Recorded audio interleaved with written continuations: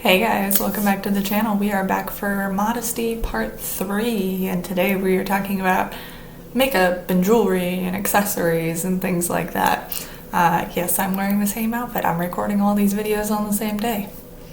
'Tis life, guys. Alright, before we get into talking about this, let's go ahead and pray for it, okay? God, thank you for creating us beautifully in your image. Thank you for taking the time to craft every single part of us, from our eye color to our hair to, our height and our proportions. You took the time and the care to make us and to design each and every single part of us perfectly and beautifully in your eyes. I ask that you would please help us see that and really comprehend it as we go into today's message, if you will, I guess. We love you so much. I ask these things in Jesus Christ's name. Alright, so today we're talking about makeup, jewelry, accessories, and those sorts of things, because I know I did talk about clothes, but I didn't talk about all this extra stuff, okay? Let's start with makeup. Let's do a disclaimer first, okay? I am not shaming anyone. I am not judging anyone for what you wear or don't wear. What you choose to put on your body, what you choose to put on your skin, what you choose to put on your hair is your choice, and your choice alone. It has nothing to do with me, okay? I am simply sharing information that you may take or leave as you will, okay? This is my personal opinion based on my faith. And whether you agree with that or not, it's up to you. I respect you. You respect me. That's it. Now let's get into it. So makeup, from a Christian standpoint, okay, if you actually look at the Bible, when God created the first man and the first woman, Adam and Eve, he didn't make makeup and lipstick and hair dye and, all these different things. He just made Adam the way he made Adam. His face, his eye color, his teeth, his hair. He made him. He made Eve exactly the way she was. They were both naked, okay, in the garden, because, they knew no sin, stuff like that at the beginning. And God made them perfectly, exactly the way he wanted them. No embellishments were required. No extra stuff to cover up imperfections, if you will. All of that sort of thinking came on later, after sin entered the world, okay? After sin entered the world, fast forward hundreds of years, then that's when everybody started, going against God, if you will, going against God's creation. The fact of the matter is, God created us perfectly the way he wanted us to be, and he thinks that we are beautiful exactly the way we are. Freckles, moles, blemishes, gray hairs and all, okay? So when we pull makeup into the equation, and I'm going to talk about the different span of makeup, okay? So we've got people who just wear a little bit of eyeliner and mascara or a little bit of lipstick, and then the whole face shape changing, making you look like an entirely different person sort of makeup. That's a whole nother end of the spectrum. But no matter which end of the spectrum you are on, if you think about it, you got to think about, again, when I talked about modesty with clothes, you got to think about, why are you putting these things on your face? Why are you trying to hide the parts of you that God made?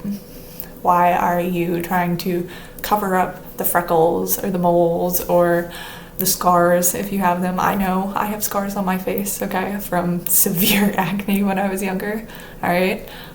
I know all the temptations, why people want to put all the stuff on the face, alright?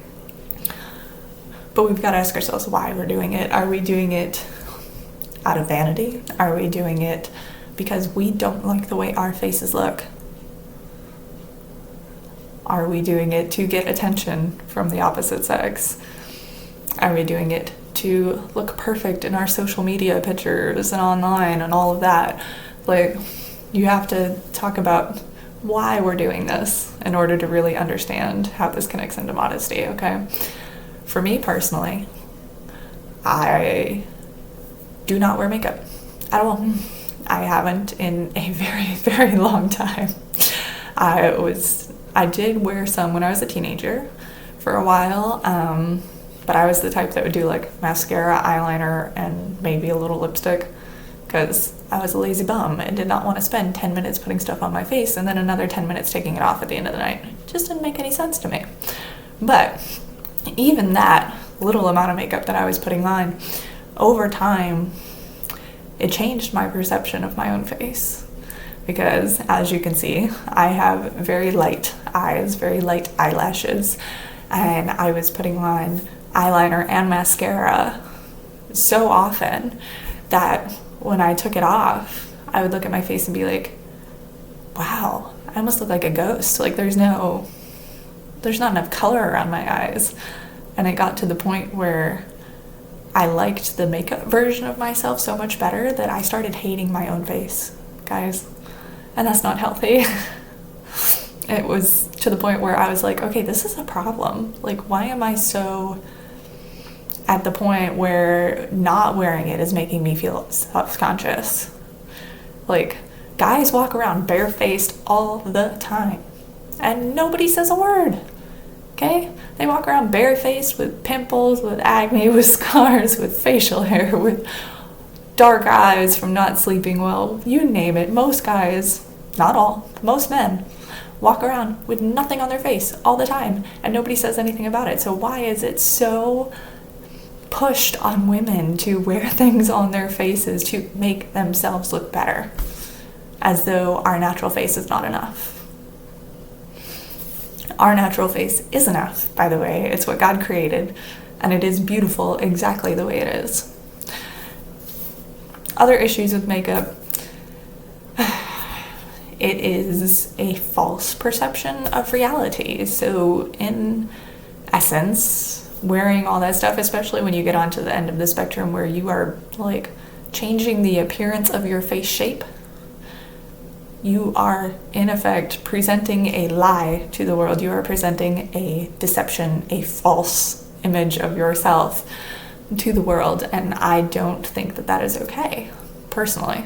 Okay, like, I do not think it's okay to present a lie to the world. Like, if when you put makeup on and you take a picture of yourself versus when you don't have makeup on and you take a picture of yourself and you look like two different people, you are showing a lie to the world. I don't really know how to say it in a more gentle way than that, but for me that's a problem. And for me, that's like with my relationship with God, I don't want to present his image in a false way to other people. So I also take the same exception with anything that makes your body look like what it's not actually like. Okay, so push-up bras, padding in certain undergarments that make backsides look bigger, or, you know, things that like cinch things in that are not normally looking that way. Like anything that you're doing that is in effect covering up the things that you are ashamed of, covering up the things that you don't like, presenting this false image, in and of itself, it's a deception. And that's where we have to take that back to God and be like, okay, God, why do I dislike this part of my body so much? Why am I so determined to present a false image of myself to everybody? Is it because cultural standards are what they are, and everyone on TV and everyone like on social media is filtered and presented in such a way that every little blemish and wrinkle, all the realities of our faces are like just diminished and gone in these fake versions of ourselves?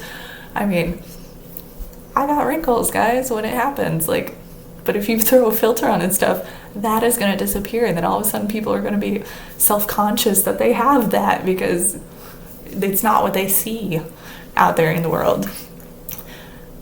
So I think the way to really combat this is just to be truthful about yourself. This is the way my face looks, okay? No makeup, no nothing. Occasionally I do get dark circles under the eyes, and that's usually if I'm not getting enough iron in my diet or if I'm not sleeping well.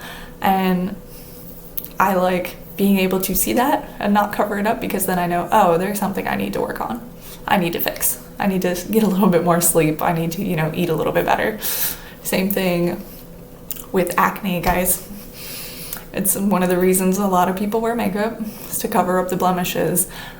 I ought to know. I used to have severe acne, guys. Like giant acnes all over my face, to the point where it hurt to move my face. It hurt to smile. Like, it was atrocious looking, okay? Like, it looked really bad.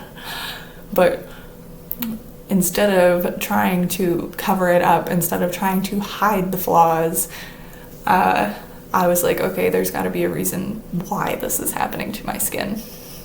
And how about I fix the underlying reason instead of just trying to hide it? So I went to doctors. They gave me creams that burnt my face. None of that worked until I actually did my own research, and realized that the things that I was eating were what was causing it. And for me, that was dairy products and grains. I got those out of my diet, and it all went away, guys. So if you don't like the dark circles under your eyes, if you don't like the blemishes, there might be a way that you can work on that naturally without, having to hide it or conceal it with concealer. We're gonna move on. I think, yeah. We're gonna move on to jewelry, guys. So jewelry, again, is another one of those things. God didn't make it in the beginning. Man made it. God didn't say, oh, here's an extra belt for you. Here's, some nice earrings and necklaces and bracelets and wearing all the trinkets and all the jewels. And God didn't do that, guys. He wanted us to be pretty simple, to just be content with the beauty of how we look without having to embellish it in all these different ways. I personally do own jewelry. I do not wear it very often, mostly because it's impractical in my day-to-day life. There are a few pieces that I keep jewelry-wise because they are sentimental to me. I have a necklace that a child made for me that I will wear occasionally, and it was one of those where the child was not the type that would, show affection very often, but then out of nowhere made me this piece of jewelry out of these little wooden beads. And so for me, it's a sentimental piece, okay? Do I advocate wearing gaudy pieces that are, no. Wearing jewelry at all isn't biblical. Wedding rings aren't even biblical, guys. Just so you know. You can't find a mention of them anywhere in the Bible. Same thing with, wearing all the different pieces. I mean, like, it talks about, like, Esther, and, like, all the women that were going to there, and how, jewelry was kind of a part of culture by then. But it doesn't really talk about biblical women, like, embellishing themselves in jewelry. So I would say if you're wearing it and it's, like, it's small pieces or pieces that are modest, hey, you do you, okay? I wear some occasionally, but not very often. The one piece of jewelry that I do find problematic is anything that involves putting a hole in your body. So that would include earrings, which, yes, my ears are pierced. They've been pierced since I was a kid. Do I wear earrings anymore? No. But, like earrings, nose rings, belly button rings, tongue rings. I don't understand that, but yeah. Anything that involves like a permanent modification to your body is not modest, it's not godly, it's not biblical. My own personal opinion, you may have yours, just saying. Accessories, okay, so scarves, gloves, hats, hair doodads, all of those sorts of things. In my personal opinion, there's nothing in the Bible about all these things, really. Okay, in my personal opinion, I do wear accessories if they are practical.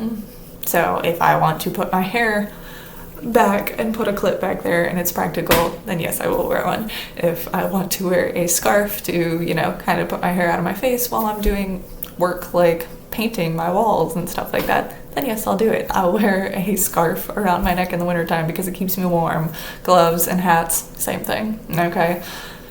But I am not wearing them in an effort to be vain. I am not wearing them in an effort to, you know, just like be immodest, okay? So again, to each their own with that. This is just my personal opinion on all this stuff, guys. So to recap, I personally do not wear makeup. I personally only wear jewelry on occasion, not very often, and accessories if they're practical, okay? All three of these things are not mentioned very much in the Bible. The makeup thing, like, there is a section, I think, where it talks about Jezebel, and it talks about how she painted her face, okay? So that right there is connecting makeup to evil in a way, like, because makeup was not made of God, okay? So it's kind of a product of evil in general. But again, I would encourage you to do your own research. Don't just sit here and take my word for it. By all means, pull open the Bible, go look through those verses, and do your research. Find what you think. Make your own opinions based on what you read, okay? Alright, I think that's it for today's video. I hope this blesses you in some way, and stay tuned for part 4. We'll be talking about modesty in men, guys. Alright, see ya.